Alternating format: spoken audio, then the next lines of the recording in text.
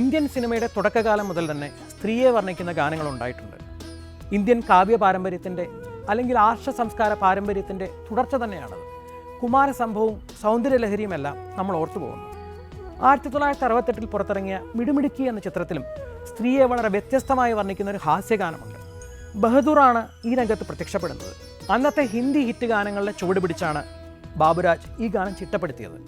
ചൂളമടിയും യോഡ്ലിങ്ങും എല്ലാം വരുന്നുണ്ട് ഈ ഗാനത്തിൽ. ശ്രീകുമാരൻ തമ്പി ബാബുരാജ് ടീം ഒരുക്കിയ ഈ ഗാനം ദാസേട്ടൻ്റെ ആലാപനം കൊണ്ട് വളരെ വ്യത്യസ്തമാകുന്നു. പൈനാപ്പിൾ പോലൊരു പെണ്ണ്, പാൽ പായസം പോലൊരു പെണ്ണ്.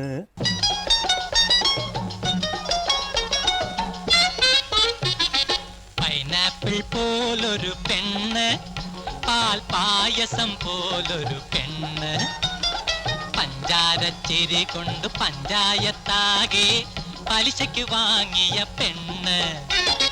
പൈനാപ്പിൾ പോലൊരു പെണ്ണ്.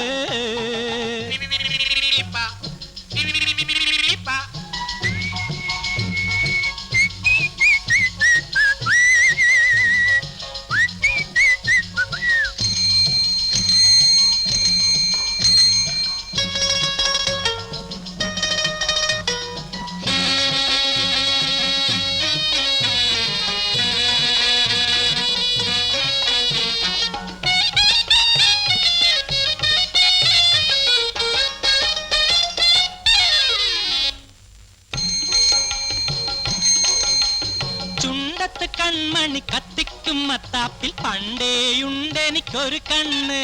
ചുണ്ടത്ത് കൺമണി കത്തിക്കും മത്താപ്പിൽ പണ്ടേയുണ്ടെനിക്കൊരു കണ്ണ്.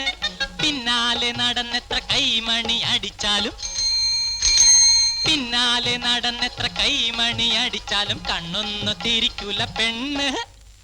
പൈനാപ്പിൾ പോലൊരു പെണ്ണ്, പാൽ പായസം പോലൊരു പെണ്ണ്, പഞ്ചാരച്ചിരി കൊണ്ട് പഞ്ചായത്താകെ പലിശയ്ക്ക് വാങ്ങിയ പെണ്ണ്. പൈനാപ്പിൾ പോലൊരു പെണ്ണ്.